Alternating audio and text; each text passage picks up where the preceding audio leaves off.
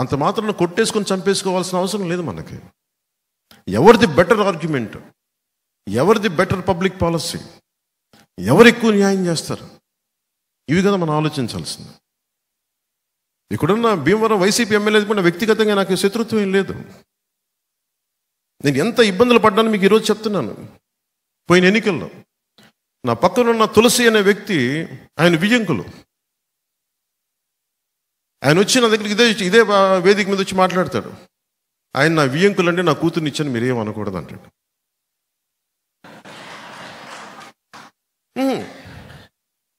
మరి నేను మా అన్నయ్య గారిని విభేదించి మరి వచ్చాను రాజకీయాల్లోకి. మా అన్నయ్య గారు కాంగ్రెస్ నుండి బయటకు వచ్చాను. నేను బంధుత్వం వేరు, రాజకీయం వేరు. అన్నదమ్ములు వేరు, రాజకీయం వేరు. కానీ సమస్య ఏమైపోయిందంటే ఎలా చెప్పుకొని నేను ఇవన్నీ బయటికి. కానీ ఇట్లాగే నన్ను ప్రతిసారి అందరూ ముందర కాళ్ళకి బంధాలు వేసి వేసి వేసి వేసి నాకు నిస్సత్తు వచ్చింది. అరే ఏదైనా ఒక మంచి చేద్దామంటే దగ్గరోళ్ళే కూర్చొని ముందుకు వెళ్ళనివ్వరేంటి. కొప్పట్లో కూడా నాకు చిన్నప్పుడు నేను తెలుసాను. ఇదే పార్టీ, ఇక్కడే ఇదే క్షేత్రంలో జాయిన్ అయ్యారు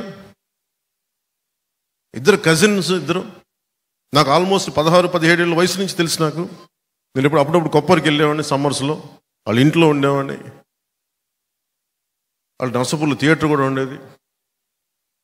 ఆ ఇద్దరు కజిన్స్ మధ్య కూడా ఒకరి మీద ఒకరికి పాపం వైసీపీకి వెళ్ళిపోయాడు ఆయన, మన పార్టీలో జాయిన్ అయ్యి.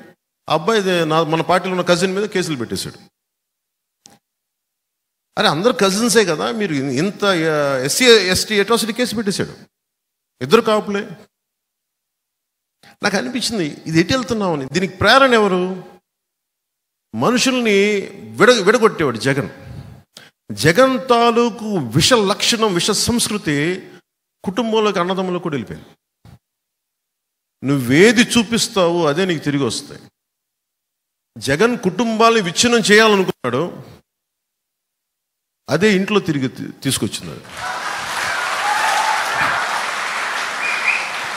దిస్ ఈస్ న్యూటన్స్ థర్డ్ లా.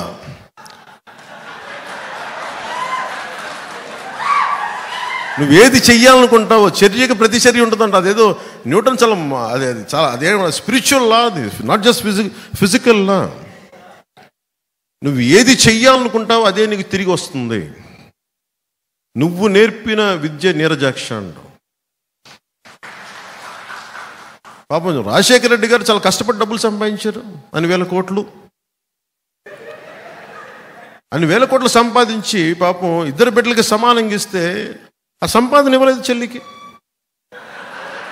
చాలా బాధ కలిగించే అంశం అది.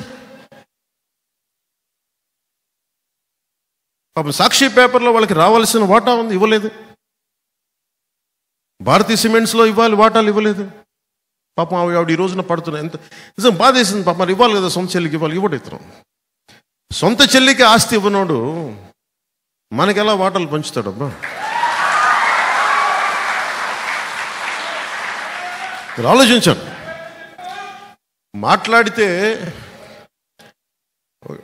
మాట్లాడితే భయపెడతా ఉంటారు. నేను రాజకీయాలు వచ్చినప్పుడు నేను ఒకటే అనుకున్నా, నేను మంచి చేయడానికి వచ్చా.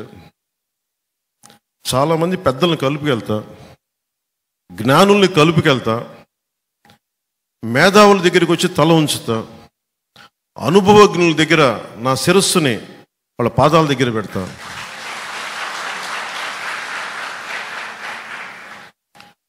ఒక పార్టీని మోసేటప్పుడు పార్టీ కోసం ఎన్ని తిట్లేని తింటా.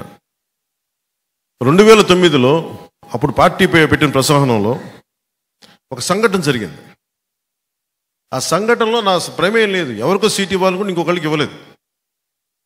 ఆయన నిరాకరించారు. ఇంకా ఆయన కూర్చోబెట్టి టీవీలో నన్ను తిట్టడానికి సిద్ధంగా, నన్ను కాదు అందరినీ. అసలు నాకు సీట్ల దాంట్లో ప్రమేయం లేదు. ఒక్క కనకరాజుగా సూరి గారి సీటు కోసమే తపన పడ్డారు ఆ రోజున. సరే నాకేం అప్పచెప్పారు, ఆయన ఇట్లా మాట్లాడి ఎందుకు చెప్తున్నానంటే పార్టీని ఎలా వెనకేసుకు రావాలనే ఒక ఈ ఉద్దేశం చెప్తున్నాను. ఆయన దగ్గరికి వెళ్తే నువ్వేం చెప్పారంటే, ఆయన నీకు తెలుసు కదా, నువ్వు వెళ్ళి ఆయన్ని సముదాయించి ఆయన టీవీలో తిట్టకుండా చూడండి.